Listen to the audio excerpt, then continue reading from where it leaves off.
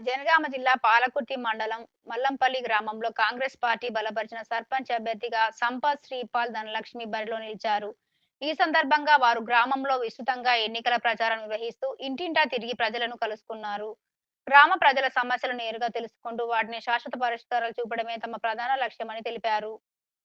గ్రామంలో విద్య, ఆరోగ్య సేవలను మరింత బలోపేతం చేసి పారదర్శక పాలన అందిస్తామని తెలిపారు. ఈ సందర్భంగా గ్రామ ప్రజలు కత్తెర గుర్తుకు ఓటు వేసి భారీ మెజార్టీతో గెలిపించాలని వారు వేడుకున్నారు. ప్రజల సహకారంతో గ్రామాన్ని అభివృద్ధి పదంలో ముందుకు తీసుకెళ్లి ఆదర్శ గ్రామంగా తీర్చిదిద్దడమే తమ లక్ష్యమని సంపత్ శ్రీపాల్ ధనలక్ష్మి అన్నారు.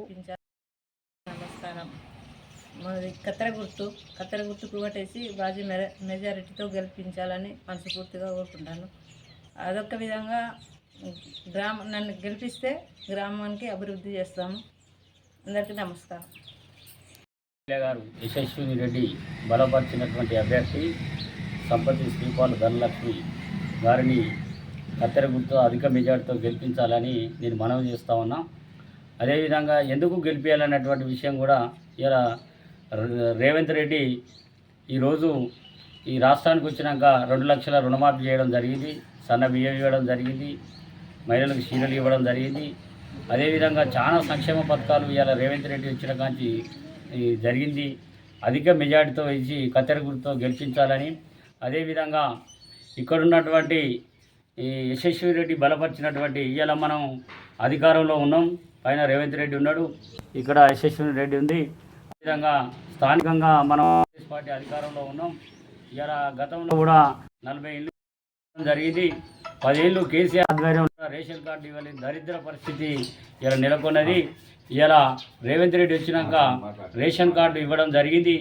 అదేవిధంగా రేపు రానున్న కాలంలో మల్లంపల్లికి సంపతి శ్రీపాల్ ధనలక్ష్మి గెలిపిస్తే రానున్న రోజులలో ప్రతి ఒక్కరికి పేదవాడికి ఇల్లు ఇచ్చేటువంటి బాధ్యత వారు చూసుకుంటారు. వాళ్ళు కుడువంటే పండుగ అనేటువంటి పరిస్థితి ఉంటుంది. అదేవిధంగా పెన్షన్లు ఇవ్వడం జరుగుతుంది. అదేవిధంగా ఇంకా సీసీ రోడ్లు కానీ, గ్రామ పంచాయతీ కానీ, దవాఖానా కానీ ఏది ఉన్నా కూడా యశస్వి రెడ్డి మాకు కూడా మా ఎమ్మెల్యే గారు అభయం ఇవ్వడం జరిగింది. అదేవిధంగా జాన్సీ రెడ్డి కూడా అభయం ఇవ్వడం జరిగింది.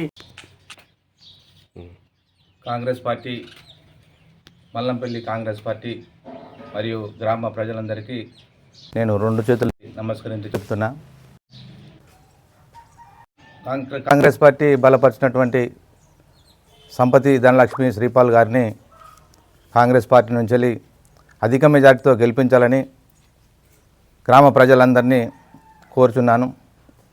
అదేవిధంగా మల్లంపల్లి సంపతి ధనలక్ష్మి గారిని గెలిపిస్తే ఇంతకుముందు కూడా మనం గెలిపించినాం. వారు చేసినటువంటి అభివృద్ధిని కూడా మీరు చూసారు.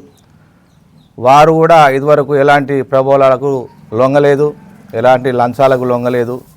వారు కష్టపడి కూడా ఇదివరకు కొంత భూమిని కూడా కోల్పోయారు. ఇకనైనా మల్లంపల్లి అభివృద్ధి కోసం పాటుపడి అభివృద్ధి కోసం కష్టపడండి. అందరం కలిసికట్టుగా పనిచేసి కాంగ్రెస్ పార్టీని అధిక మెజారిటీతో గెలిపించి కత్తెర గుర్తుకు ఓటేసి సంపతి ధనలక్ష్మి గారిని గెలిపించాలని గ్రామ ప్రజలందరికీ 2 చేతులు ఎత్తి నమస్కరించి చెప్తున్నా.